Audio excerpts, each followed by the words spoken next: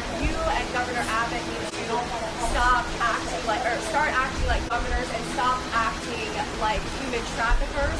First, what is your response to that? And second, is there a second migrant flight going from Texas to Delaware right now? So when Biden is flying these people all over the fruited plain in the middle of the night, I didn't hear a peep out of those people, okay?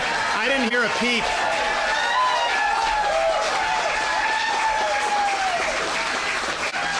I haven't heard a peep about all the people that have been told by Biden you can just come in, and they're being abused by the cartels, they're drowning in the Rio Grande. You had 50 that died in some shed in Texas. I heard no outrage about any of that.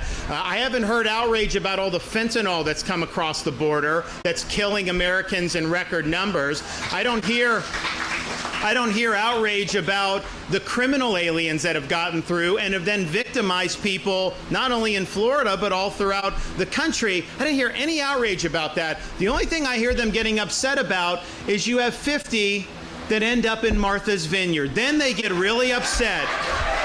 And I'm sorry.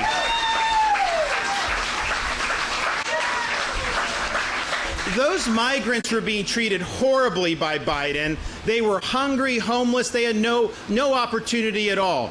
The state of Florida, it was volunteer, offered transport to sanctuary jurisdictions because it's our view that, one, the border should be secured.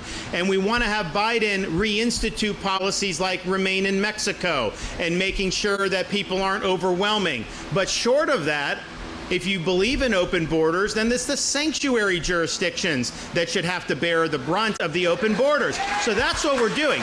But what happened was they were provided an ability to be in the most posh sanctuary jurisdiction maybe in the world.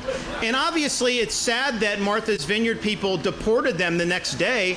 They could have absorbed this. They chose not to. But what it shows is if 50 was a burden on one of the richest places in our country, what about all these other communities that have been overrun with hundreds or thousands? It shows you when now these policies are on the front burner.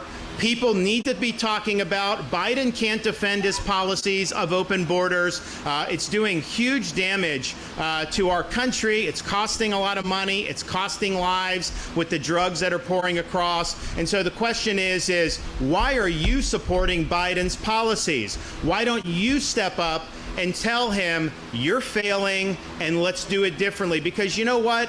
He inherited a border that wasn't like this. He has created the crisis. But now at least we know nobody can deny that there's a crisis. Everybody now knows, and it was only because you had to have the elite who want to have the cost on everybody else and they don't want to have to shoulder that. That's the only reason now people are talking about it.